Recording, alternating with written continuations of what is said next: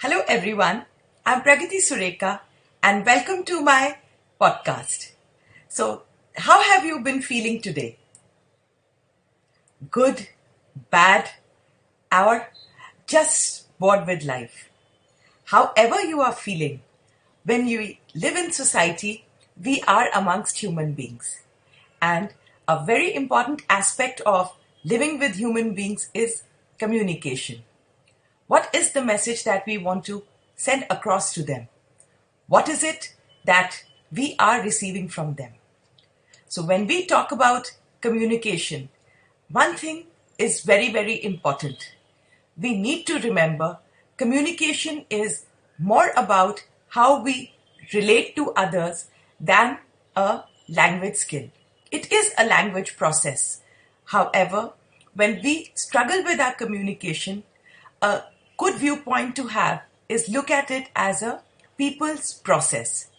So let's see some ways in which we can make some basic improvements so that we are able to communicate better in our interpersonal relationships.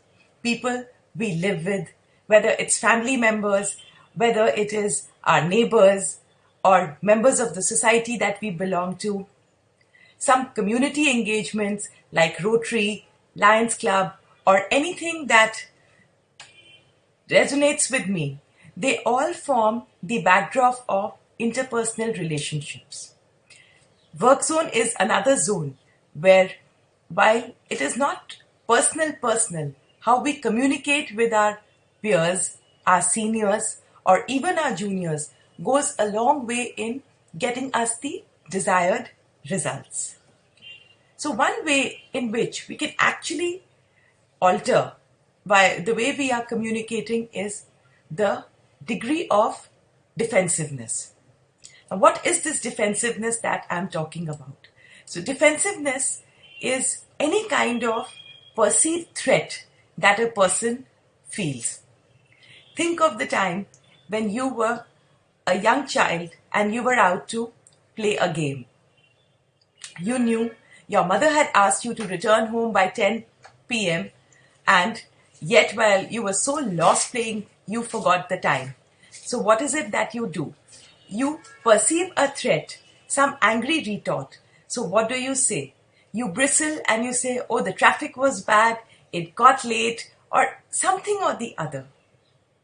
So instead of getting the desired result, maybe where you were late for a meal or something else which needed to be done together as a family could not be done. Perhaps you had homework to finish. That gets lost because the energy goes in defending own self. Now that childhood example you may think is so juvenile, and why am I talking about it to you as adults? The reason why I'm talking about it is as children, we develop a full blueprint of how we are going to interact as adults.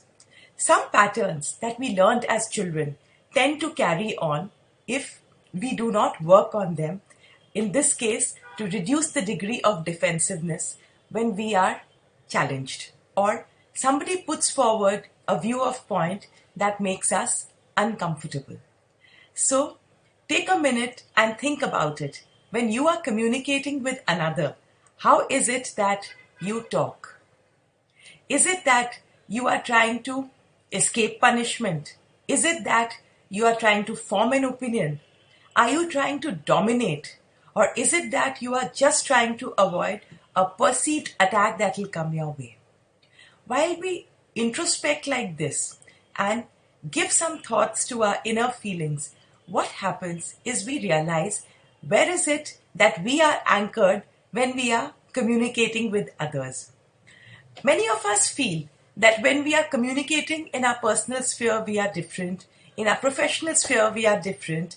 And with regular people, there's hardly much thought to our behavior. Perhaps it works, but how I look at it, that the more prepared I am, the more mindful I am when I'm communicating, there is less defensive behavior I engage in. I don't perceive threats when they are unintended, and even if they are intended, I develop the skill of detachment, or soothing ruffled feathers. So when you're communicating, ask yourself, is it that when you talk, people feel judged, or people feel as though you are trying to throw your weight around? Because what happens is whenever a person feels evaluated, it increases their defensiveness. If there is something in your manner of speech, tone of voice, or the pitch, you're too shrill, or the look that you are giving, the receiver goes on absolute tenterhooks. The person thinks that there is a perceived threat coming their way, and dependent on the equation you have with the other, they clamor. Either they keep quiet, or you get an angry retort, or there is no open and spontaneous communication.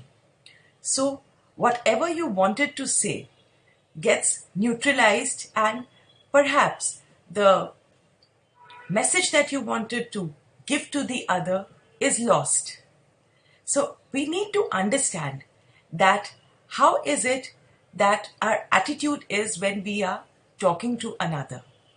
Even while evaluating, if we need to really evaluate someone's performance, we can perhaps watch our body language, our tone of voice, and our general demeanor so that the person is not defensive and communicates well with us. Now, think about it. If something big happens and you hear, "Where are you?" what is it that you get as a response? "Oh, I'm right here, Mom. I didn't do it. I'm something who